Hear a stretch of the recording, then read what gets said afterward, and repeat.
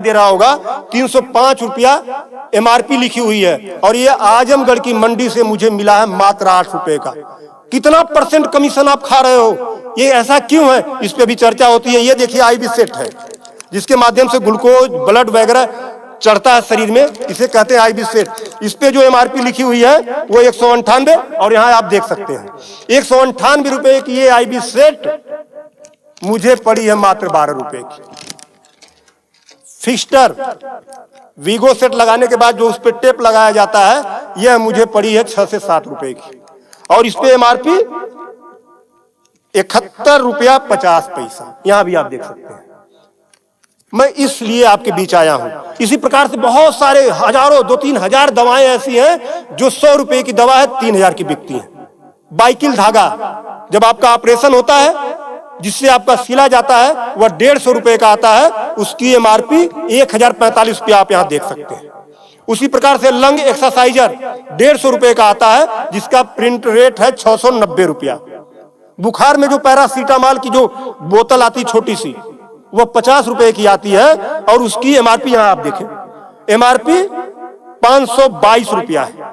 कमर की बेल्ट जो 100 रुपए की आती है उसे 500, 600, 700 रुपया प्रिंट। और तो और जब किसी की हड्डी टूटती है तो जो राड पड़ता है, राड अधिकतम रेट राड का 500 से लेके 1500 रुपया तक, अलग अलग वैरायटी है 500 से 15 तक, लेकिन आपको 5000 से 20,000 रुपया 25,000 रुपया चार्ज किया जाता है। आपके दिमाग में आ रहा होगा कि अरे भाई डॉक्टर लगा रहे हैं तो उसको देखिए, डॉक्टर जब आप अस्पताल में भर्ती होते हैं तो बेड चार्ज अलग, नर्सिंग चार्ज अलग, जांच की फीसें अलग, वो सब चीजें करने के बाद 1500 रुपए की चीज खरीद कर आप 20-20 हजार का बेच रहे हो। तब मैं आपके बीच कहने आया हूं कि साथियों उसी प्रकार से बहुत सारी दवाई हैं।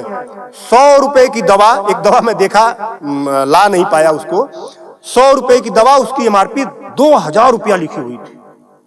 हजारों दवाइयां हैं आपके साथ, आपको लूटने का काम कर रहा है। मुद्दा ये नहीं है, मुद्दा ये नहीं है कि इस पे 305 का प्रिंट छपा हुआ है। मुद्दा ये है कि इसे छपने किसने दिया? जिसे हमने चुनकर भेजा, क्या वो दलाली खा रहा है, कमीशन खा रहा है? 8 रुपए की चीज 305 रुपए का प्रिंट वो छपने क्यों दे रहा है? ये चोरी से थोड़ा ना बिक रही है, खुलेआम बिक रही है। तो ये जिम्मेदारी सरकार की है। इसीलिए मैं कह रहा हूं कि आइए, और ये मुद्दा किसी सपा भाजपा कांग्रेस किसी नेता का थोड़ा ना है, ये भारत के 140 करोड़ जनता से जुड़ा हुआ मुद्दा है। आपको आगे आना होगा और आगे आने के लिए आपको इस वीडियो को अधिक से अधिक शेयर करवाना होगा, अधिक से अधिक लोगों को बताना होगा। इसलिए नहीं कि मेरा ये प्रचार हो जाएगा, ऐसा कुछ नहीं है। इस मुहिम को जब ये वीडियो शेयर होंगे, सोशल मीडिया एक ऐसा प्लेटफॉर्म है जिससे सरकारें हिल जाती हैं। आज मैं इस चीज को लेकर आया हूं, यह जनता से जुड़ा हुआ मुद्दा है। जब आप मेरी इस बात को, जनता की इस आवाज को अपने इलेक्ट्रॉनिक गैजेट्स के माध्यम से आगे बढ़ाने का काम करेंगे, निश्चित रूप से सरकारें डरेंगी। और मैं तो कहता हूं सरकारों को जनता से डरना चाहिए, जनता को सरकारों से नहीं डरना चाहिए। तब मैं आपके बीच कहने आया हूं कि आइए मेरी इस मुहिम को आगे बढ़ाएं।